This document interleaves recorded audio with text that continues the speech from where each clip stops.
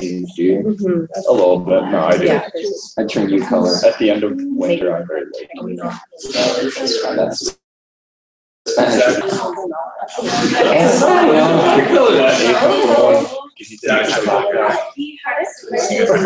can say it. That's fine. All right. Good morning, everybody. Cool. So we're going to get started with our first presentation in the morning. It's called Leading from the Middle. This is Breanne and Emma from Mount Royal University. So they made their way up here from Calgary. So if everybody can welcome them up, they're going to do it. Hello. Welcome to our presentation.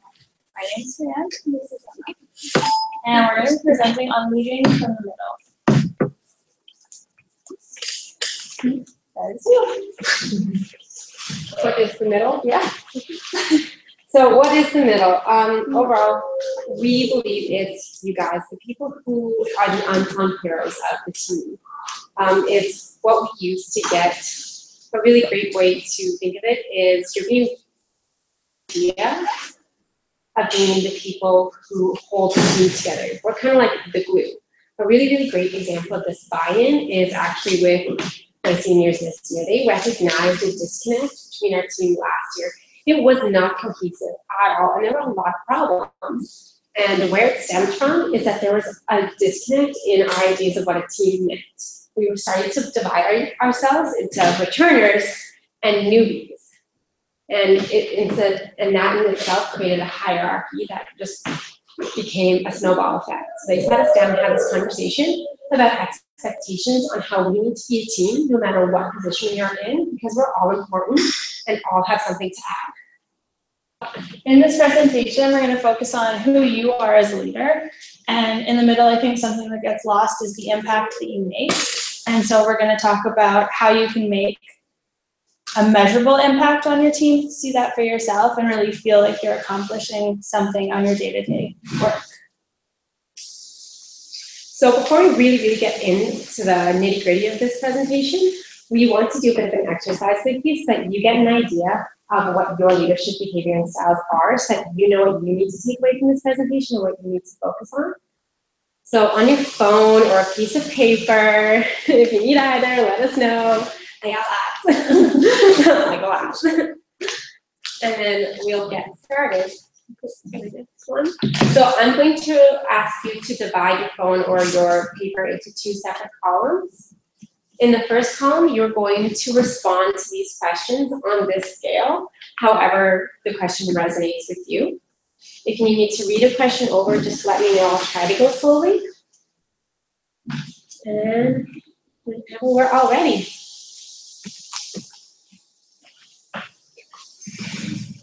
Good. Okay, awesome. There's about 18 questions. So, first one. I encourage my team to participate when it comes to decision-making time, and I try to implement their ideas and suggestions.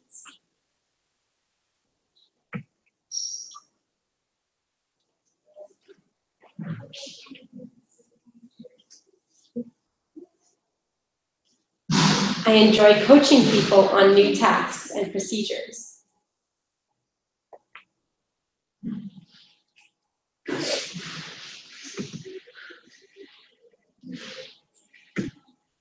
I encourage my employees to be creative about their job.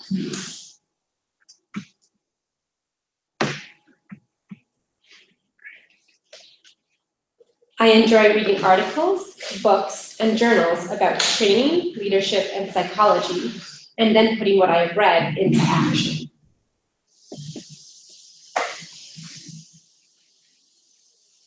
When correcting mistakes, I do not worry about jeopardizing relationships.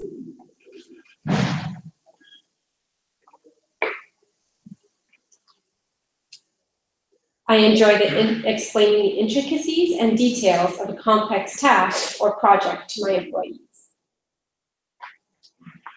Could you repeat that? Yeah, for sure. So I enjoy explaining intricacies and details of a complex task or project.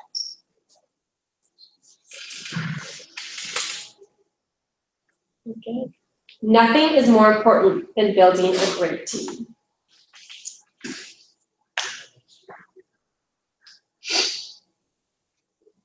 I honor other people's boundaries.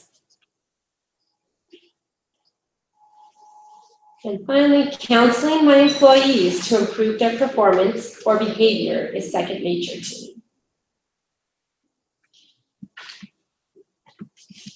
Okay, now in the second column, I'm going to do the same thing, but for these next set of questions. So, nothing is more important than accomplishing a goal or a task.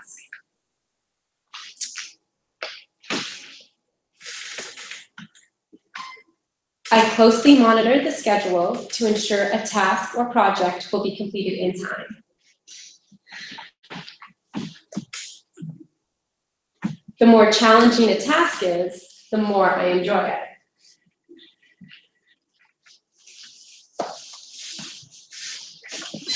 When seeing a complex task through to completion, I ensure that every detail is accounted for.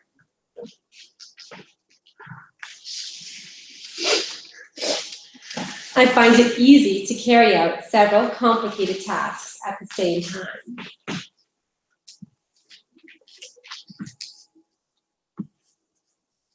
I manage my time very efficiently.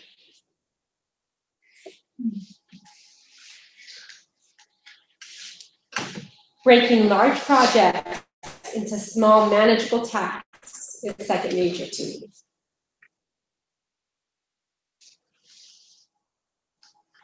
I enjoy analyzing problems.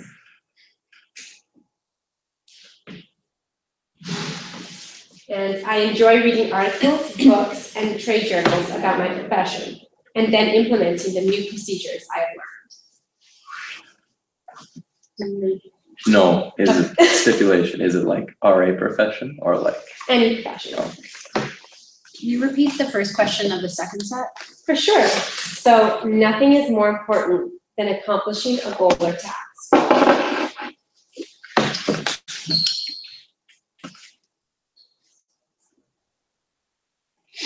Okay, and when you're ready, I want you to add up each column separately, and then multiply each number by 0.2. Separately. Wait, sorry, say that again. So total up each column separately, Okay. and then once that's totaled, multiply each number by 0.2.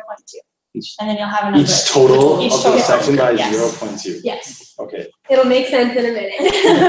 Just trust me.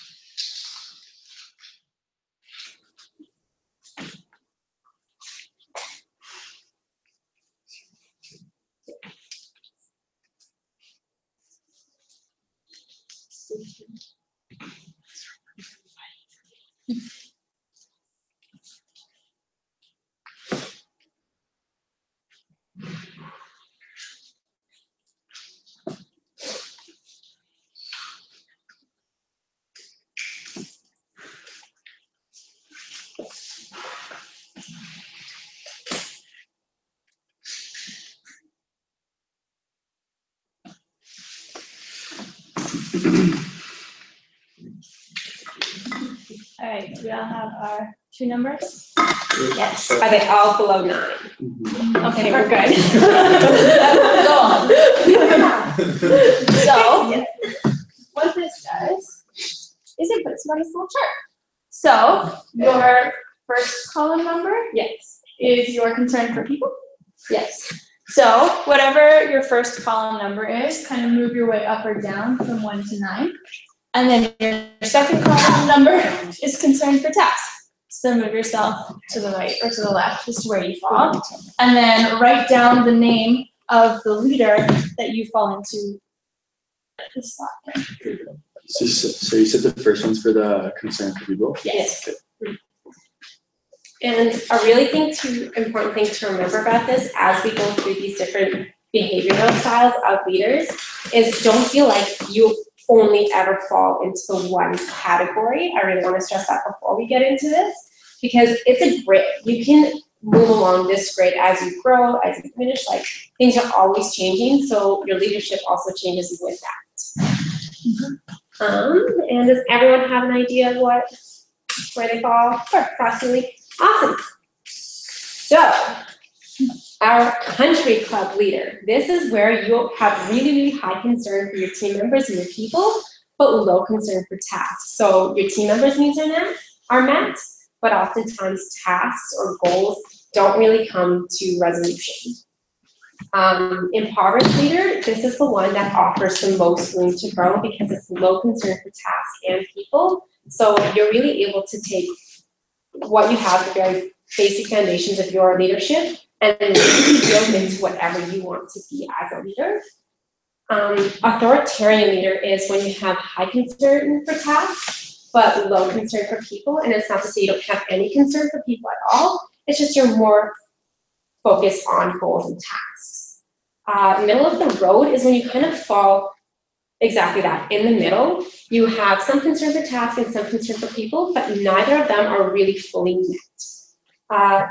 Then finally, we have the team leader. That's considered what we want to strive for, and we're always striving for because we can always grow. And that's when we have the our needs for our team are met and our needs for our tasks are met. And so just keep in mind that no matter where you fall, there's always room for either growth or pulling back. Because team leaders, sometimes if they get into that high far corner, they're actually wearing themselves thin because they're so stressed out and helping people and getting all their tasks and goals done. And just like impoverished leader, you have so much room to grow into a person that you want to be. So, what we're gonna do right now, kind of with that activity and the ideas that have come up, we'd like you guys to get in small groups or just to yourself, whichever you're most comfortable with, and brainstorm some leadership qualities of people that inspire you or something you're striving to be, and just kind of jot them down, and then we're gonna come back and discuss what those look like. I don't like a good leader cares about. No, but actually. Yeah, no. in events in which I have to lead. Charisma. Yeah. In events in which I Ever have seen the movie Whiplash? to gotta be just get this thing done. It's what it is. If I can afford it, instead of which I have to be able to capacity, I would be. It's not fun. I don't like how You know, I feel like kind of like I feel like that is like a leadership position to make sure everybody else feels like I'm not like better. I'll like lead it, but not. Everybody has a right to be. Where do you finish for these presents? What? He said for these presents.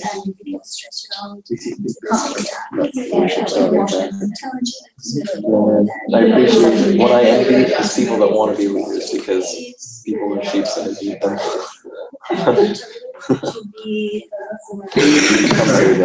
I don't want to be a leader, but I don't really want to be. Yeah, I'll just do mine. Exactly. I think also too, You know what I mean? there's people to commit topics when they're wrong.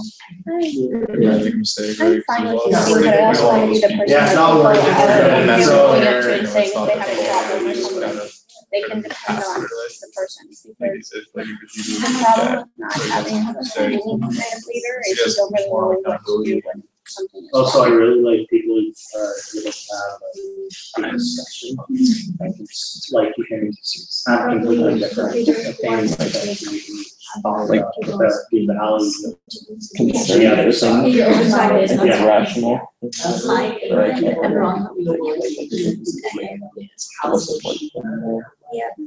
That's just silly They're still. being the team leader.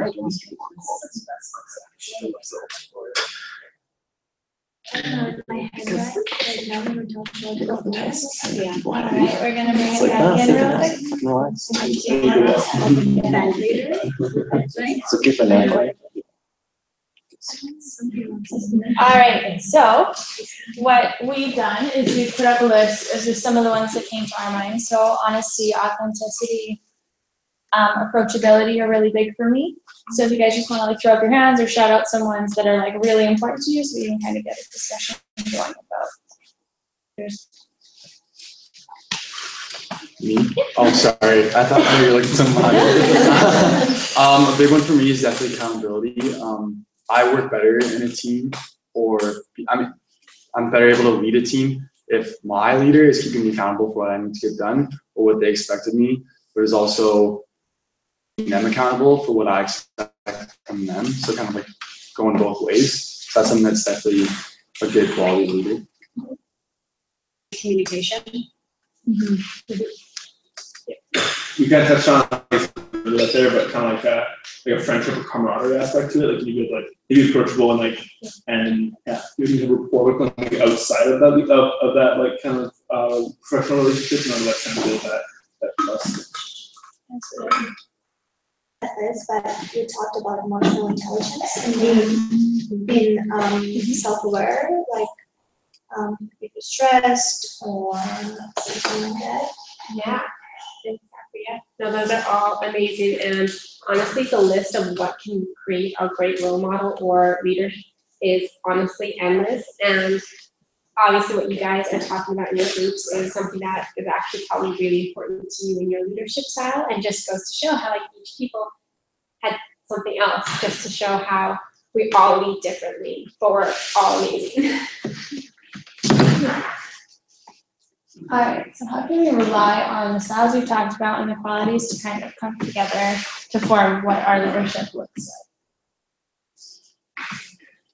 like? So, the leaders in the middle, what we've noticed is that they aren't people who necessarily identify really strongly with something and they only go that way. They tend to be a little bit more flexible and fluid with what people around them need. So I might be an authoritarian leader, but I can understand when my team needs that country club leader out of me. So then I'll kind of shift my ways so that you are best meeting the needs of the team and the people around you. And I think we all kind of get that in our experience as RAs.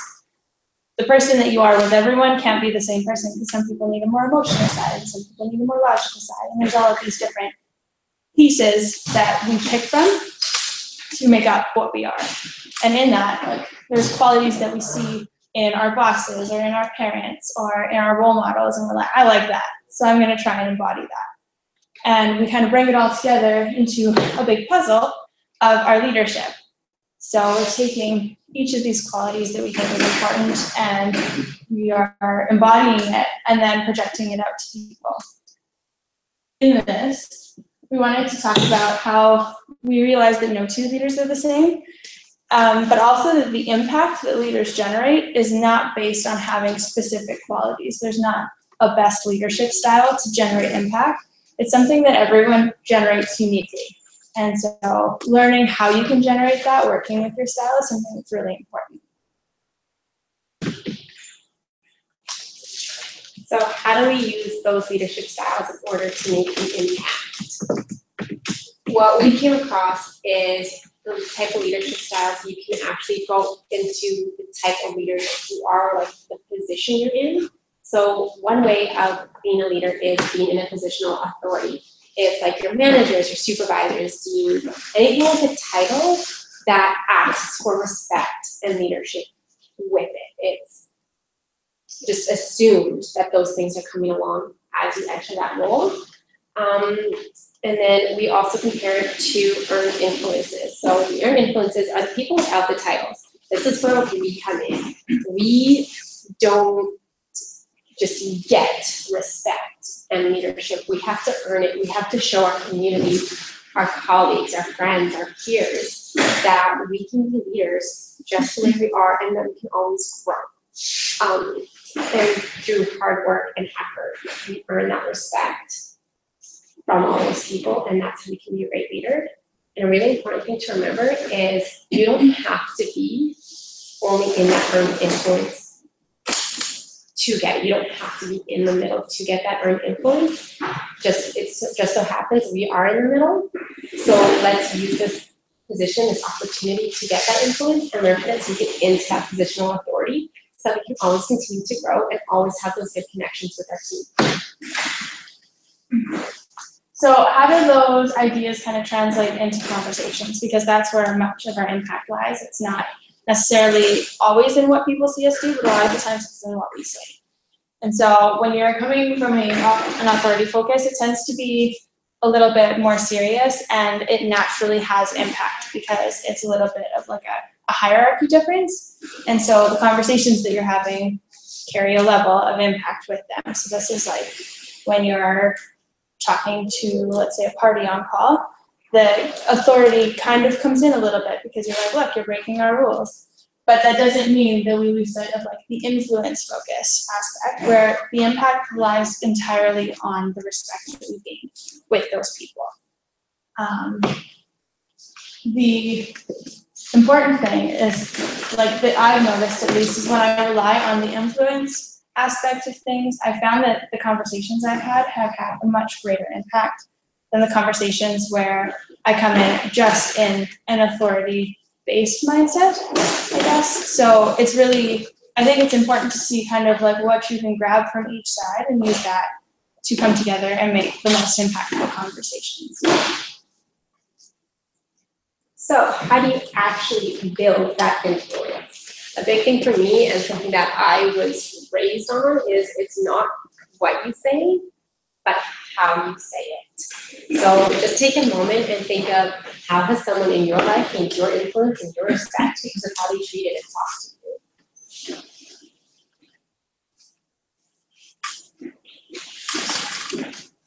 you. If anyone would like to share, feel free.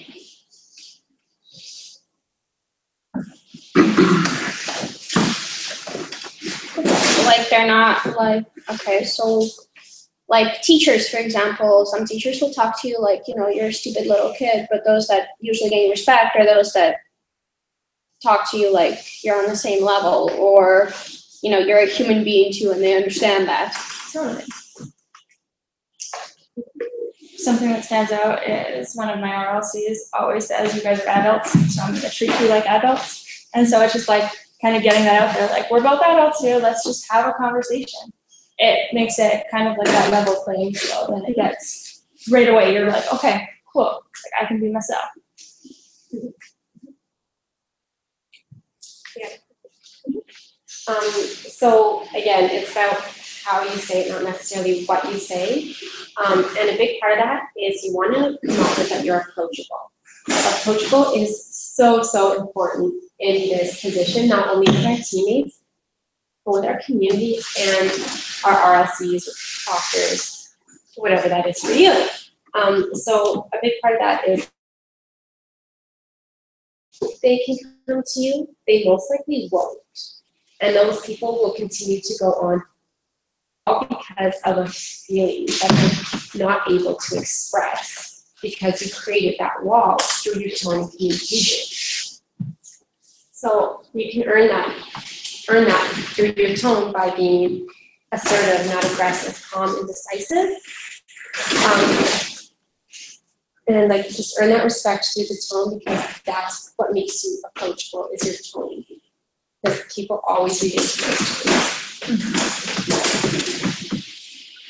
So something that's important is that behind every great team are leaders all over the place. If they're not just necessarily in the middle, even though that's kind of what we're focusing on, there's leaders outside of the middle, and we all have to kind of come together and work together as a team.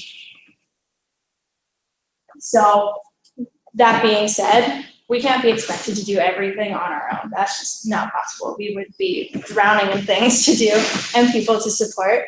And so something that's a really cool quality of leaders is we can recognize when that's happening to other people around us and kind of come up behind them and pick up the pieces and help them where they maybe are lacking, or where they maybe need help to learn how to be a better leader in that aspect. Or maybe they know what they want to do, but don't know how to get themselves there.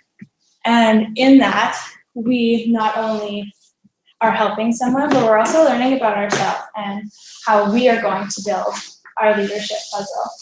And in those two ways, we are not only promoting self-development, as I said, but also team development. Because if everyone on your team knows that you're willing to say, like, hey, look, I see what's going on, how can we get through this? It helps with the whole environment. So how can we feel rewarded and accomplished in our meeting? So a big thing in feeling rewarded is adjusting your expectations for what you want to get out of it. So something that I've found is really important is it's not the amount of people you influence, but the quality of that impact you have on those people.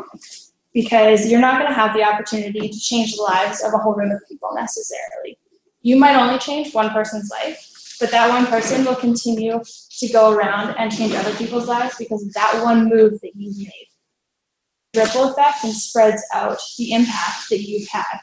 And so recognizing that I maybe only need to impact 2 people, but those 2 people might impact 2 people. And then it just increases. Watching that happen is so rewarding. So just taking a step back and being like, okay, I know I can't influence this many people, but look at what these people are doing after I've done the hard work with them. So we'd like to give you this opportunity to take what you've learned today and actually apply it into your leadership right now. So our overall goal from this was to become a better leader for your position. And that may look different to absolutely everyone. For an example, my goal to be a better leader is to say no more often. Because I take on way too much that I get so stressed out and then I just break down and it's a disaster, but it's fine, but it's not. So that's my goal, is to learn how to say no. So in order to do that, I'm going to create a goal objective strategy tree, and that's I have my overall long-term goal, which is to say no. And 2 ways I can do that is I can look at the person that's asking me for help or needing support or just a favor. It's like, is there anyone else they can ask, or is it just me? And then also looking at my schedule. How busy am I? Do I have a midterm tomorrow, or do I have a day off? For that first question, I can also go into smaller objectives and start with how serious is this problem and who else should I connect to. And in answering those questions, I can answer the next one and overall decide if I can say no. And in regards to my schedule, I can have my agenda, look at my agenda, see how busy I am, and then also have my phone filled with reminders so that if, as this person is talking to me, I get a reminder that I have a test in an hour, probably gonna say no. Yeah, so just take these next bit of time, look at your leadership style, your skills, your strengths, and how can you improve on any of those in order to become a more effective.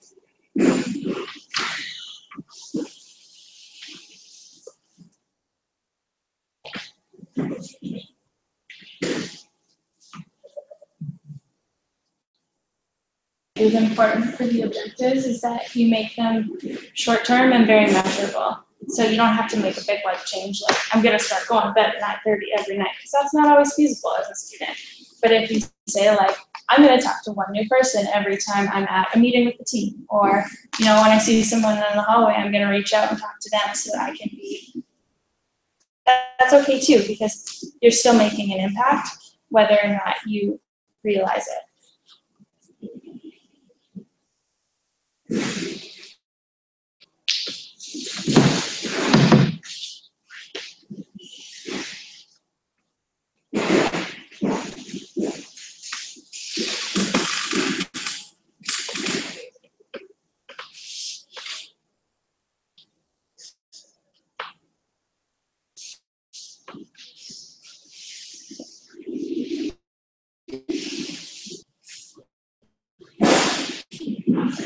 While people are writing their objectives, what I love about this presentation is I think we use the word leader, and I think that we give people the title of leader too easily, right? So I'm a residence life coordinator, I supervise staff. That doesn't mean I'm a leader. It means I'm in a position of management. I manage people, but I think leadership is a title that should be given to me, not one that I give myself. I think that I loved that you guys talked about earned influence versus positional influence, because they're very different things. And I've met SRAs who are better leaders than their RLCs, right? The RLC has a position of management that gives them some sort of authority, but I really like to thank you guys for sharing that. Thanks. Is there anyone who would like to share kind of like one objective and 2 strategies, just so that other people in the room maybe might be like, yeah, that's a great objective, I'm gonna implement that too. I don't know, I put something about like checking in with other team members, because I know that I don't do that as often as I probably should. Really.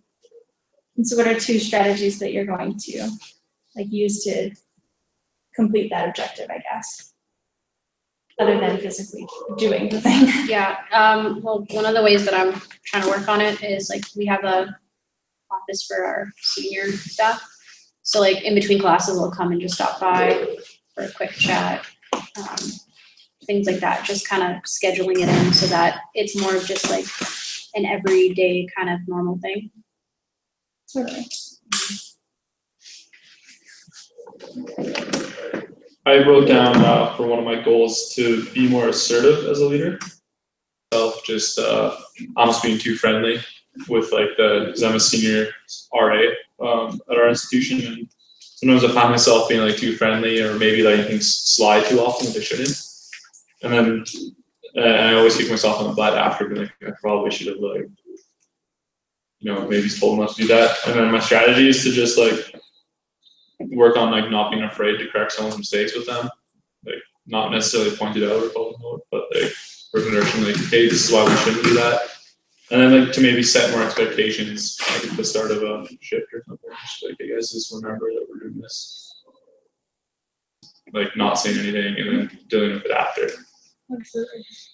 Well, I'm senior building wide programmer in our residence, and one of my objectives is to come to at least one floor program in our building. So because other RAs are helping me to facilitate building programs, so I would like to come and see their programs. And my strategy will be to help them with planning or facilitating in their small programs. Okay. Does anyone else like to share before we move on? No? Okay. So the kind of goal of this activity was by setting these goals, they're smaller and more achievable. And then when you achieve them, you go, okay, I've made a step into being a better leader. So you're already making that impact. Small steps. And I find when we kind of sit ourselves down with the question of like, how do I get better? It seems very big. But if we can kind of break it down into small pieces and 2 ways we can achieve it, it makes it a little bit more achievable to kind of get our foot up and in the door and keep moving forward. So in our roles, so often we're not told that we're doing a fantastic job on a daily basis, and sometimes it gets a little disheartening. But I think what's important is that we all recognize that that's a thing, and we need to be that person for ourselves. We need to look ourselves in the mirror and be like, you are doing fantastic. You are making these steps, and you are getting where you need to go. But not only being that person for yourself, but being that person for your friends, for your teammates, for your supervisors, because if we don't hear it, they probably don't hear it either. And I think that's something that we all need to hear a little bit more, because we're pouring our hearts and souls into our organizations and into our communities. And I think if we all heard that we were doing great or we were impacting the lives of people more, it would make us so much more driven to put everything we have into what we're doing. A quote that we found that really truly encompasses what we want you to get out of this is by John C. Maxwell, and that is, leadership is not about titles, positions, or flowcharts. It is about one life influencing another. As RAs, we are in a prime position to do that. And with these skills that you have, the possibilities are endless in the ripple effect that you can create if you so choose to put in that effort and hard work into becoming a great leader. Right. So what we kind of planned for our presentation was a quick discussion on like what you've learned in the presentation, but also like how you've seen these skills in others, or how you are using your goals with each other, just so that we can kind of come together. And because I think getting the input from others around you and their kind of different styles to attack problems is really powerful, and it's really helpful for me. So you guys just want to break up into small groups and we'll have a little chat.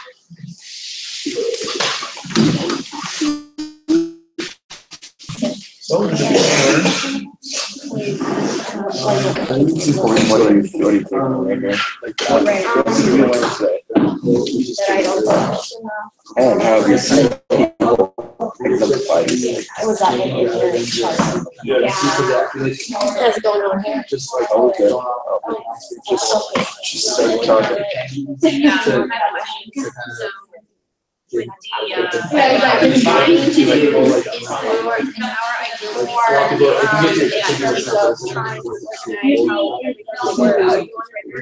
for me, since I'm more chaotic, the middle, so I've been trying to talk to you, but not to like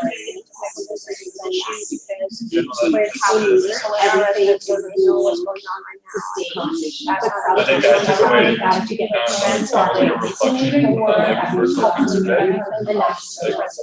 yeah. If I would have saw like the chart before, I think like, oh, I probably fall under like country or maybe like impoverished. I can't like tell like do that video like to make myself my score. And I was like I didn't feel like I just okay, actually it does make sense. Oh,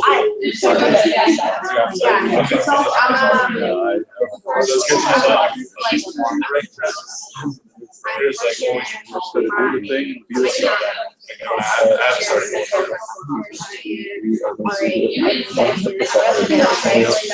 Like you let me hold on. But like I find it people no, because it's almost like almost feels you see.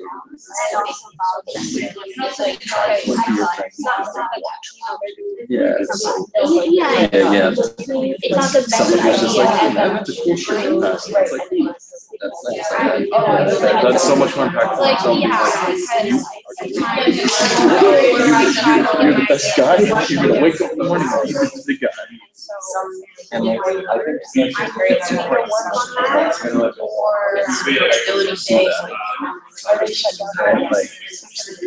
And like, I guess in that video, I mean, if I sure I'm purposely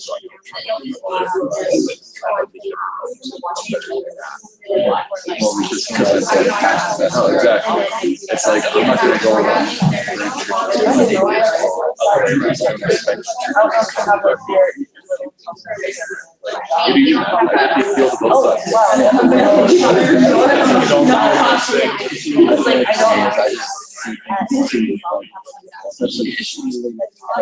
That's another way too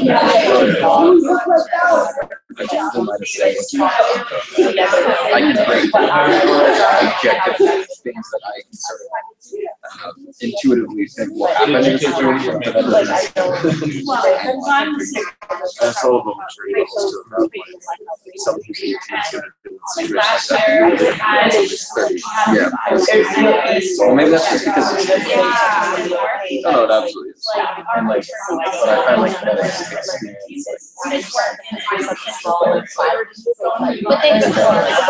You're not like you can become a better one than be a human aspect to yourself. I just care the only thing that is that I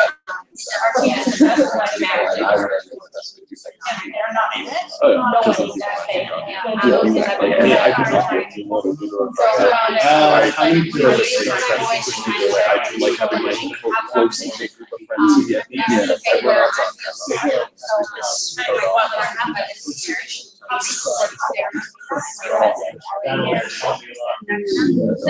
I'm not trying to appeal to the masses. And well, oh yeah, absolutely. That's the thing is like the people in your life that are can understand that just get drunk. I enjoy it. Yeah, exactly. You're fully aware how many people you're sending. Oh yeah. Oh yeah. It's like a 99. Yeah. I didn't make that move, but what I did was I just like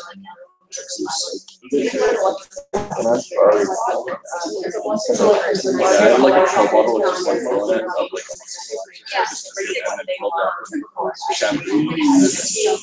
Or not chambers, use that. Yeah, And it's important where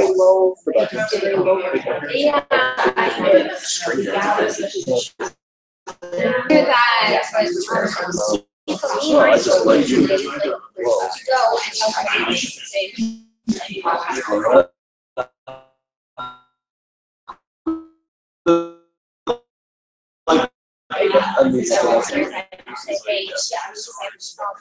Because like support the thing about charismatics is that that's what makes you effortless.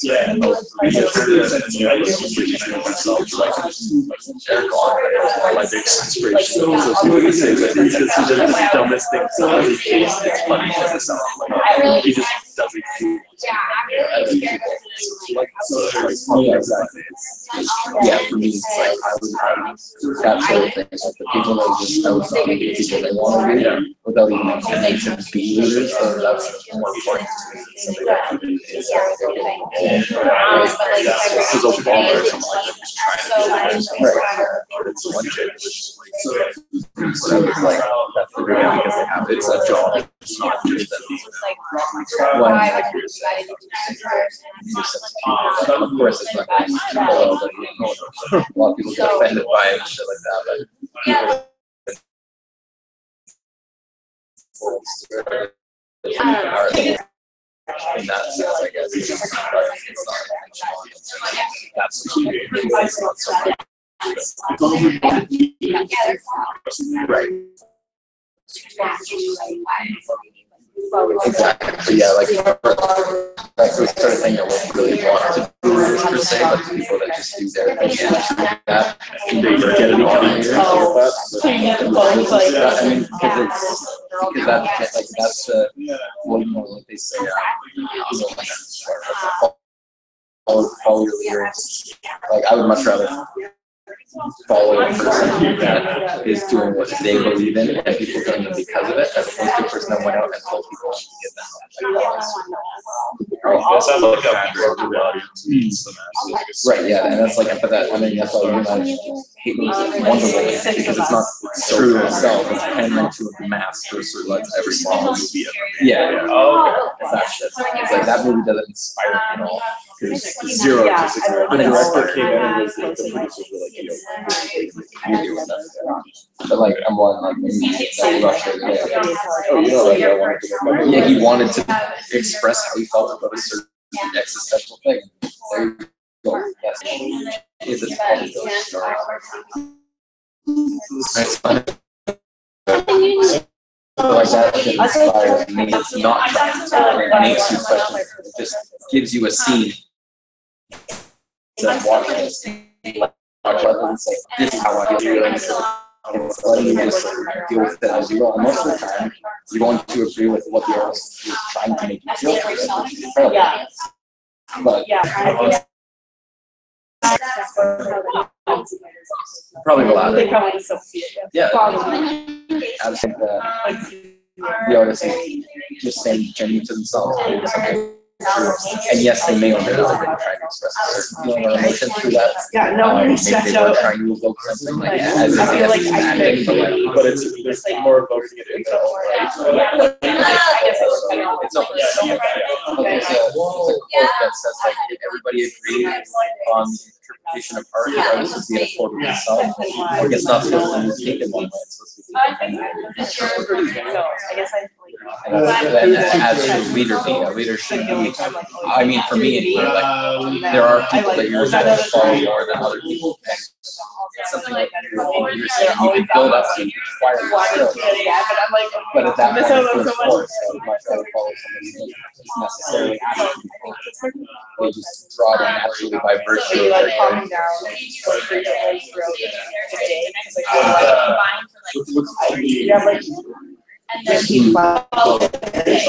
from like where my classes are from where I live. So like I like once I'm off, I'm like I'm not going back down yet.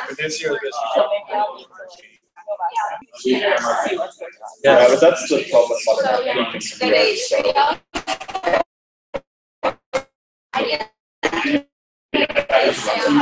matter before that, there was like in Renaissance art, it was something that had to be light.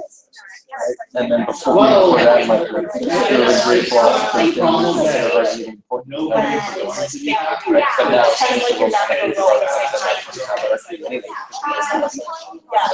we're like, ooh, it needs to feel this way because we should X, Y, Z. And therefore, as opposed to or no. Well, I mean, I don't think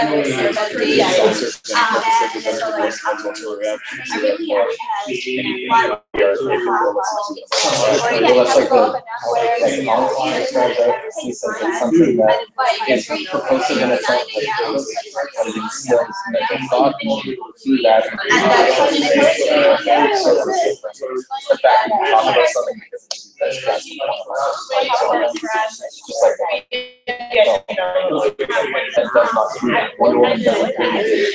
make me question anything. Make me mad. But that's the problem. Is it appeals to that so many people get that. But like, would you not feel more? I would. Okay. Scenario. I would feel more like a confident person if I witnessed somebody standing up. Right? Like, let's say I have a hard time standing up. I don't want to watch a movie hero or heroine standing up to people. When I'm on the street and I see somebody like shutting down a boyfriend, somebody stepping in the shop, like that's they're just doing it. That's that person. They don't even know we're watching. That is actually. Well, I still think people can drive. Oh, absolutely, they can. But like, but then that sort of becomes a debate on like, is one better or is one worse? Is it better if you are intending to inspire a meeting and then do, or is it better to just intrinsically do that by virtue of who you are?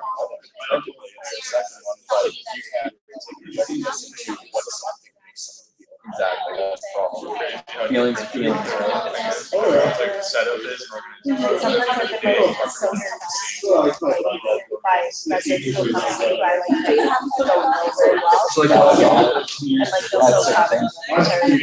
thing is, like, it's like, okay, like, let's say somebody is trying to, right? They can, through great effort, overcome the nature of their heritage and perhaps learn to understand concepts.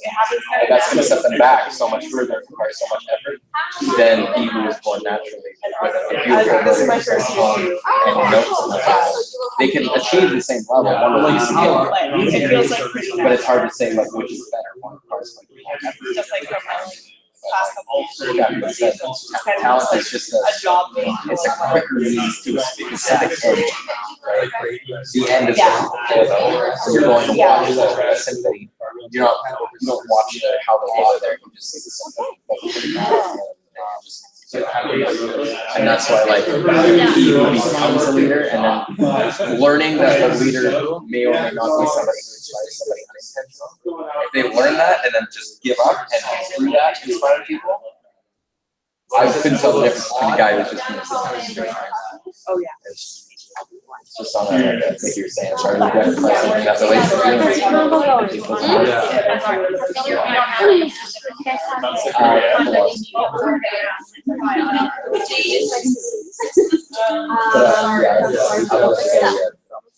Literally everyone else. They did like you bring up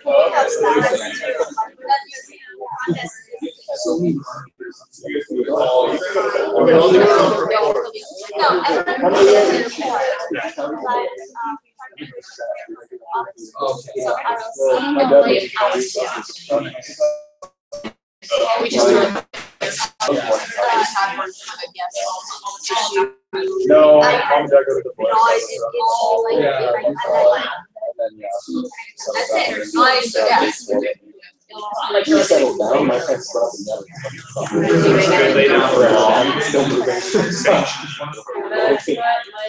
Well, my mom thought I was stuff like that in my life. My dad thought.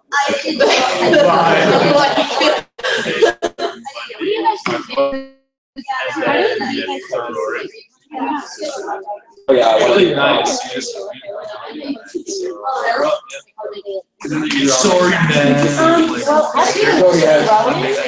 actually, Sure, yeah, I can see that's putting a lot of faith in So, you, okay, sure. kind of, I want to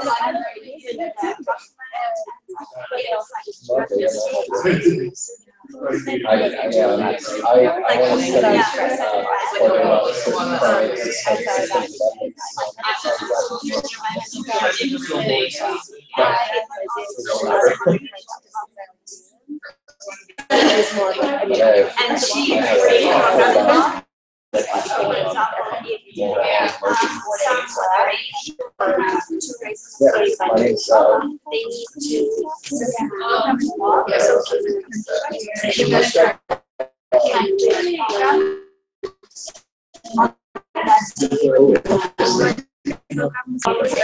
That was even harder.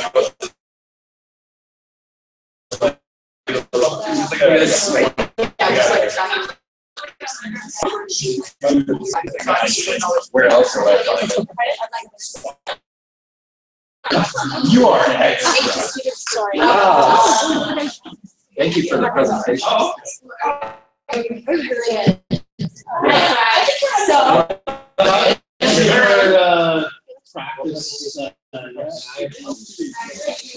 We just wanted to say a quick thank you for watching our presentation and being so involved in the conversations. We really wanted that to be kind of the base of the discussion because we can sit here and preach at you, but it doesn't mean anything if you guys aren't talking about it and working it out for yourselves. And I think just like based off of some of the discussions I heard, I think a really important thing to remember to take away from this is not to compare yourself to other leaders because you will always be comparing yourself, but to look at yourself and just look at how inspiration is. Thank you.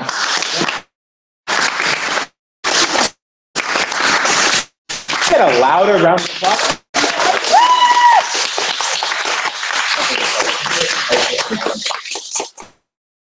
So a big thank you, guys. Coming and presenting in front of is really an experience, and you guys absolutely killed it, right? And I hope that everybody was able to attend this session, that you guys all have some stuff to take away for this coming year, and keep some notes in your back pocket too, so during your next staff meeting, you can throw some cool little motivational speeches and stuff there too. So there is a certificate here for both of you guys for your presentation, and I'll gift cards so you can put into this. And just a quick reminder for everybody, if you do have Guidebook downloaded, if you can just go and click on that link again in the session and give these guys some feedback as well too, so they can take home and go out. And then once you finish, and you guys head off to your next class. Time is next class. It's at 11. Oh, 11. Yeah. We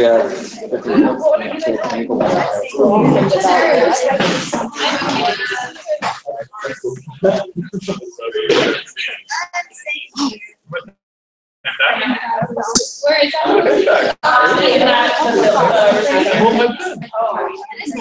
I heard it. I like your story.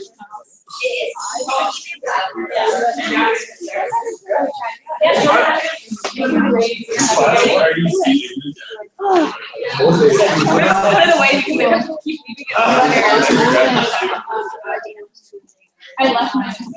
I'm gonna give it to you. But Really you have to use that.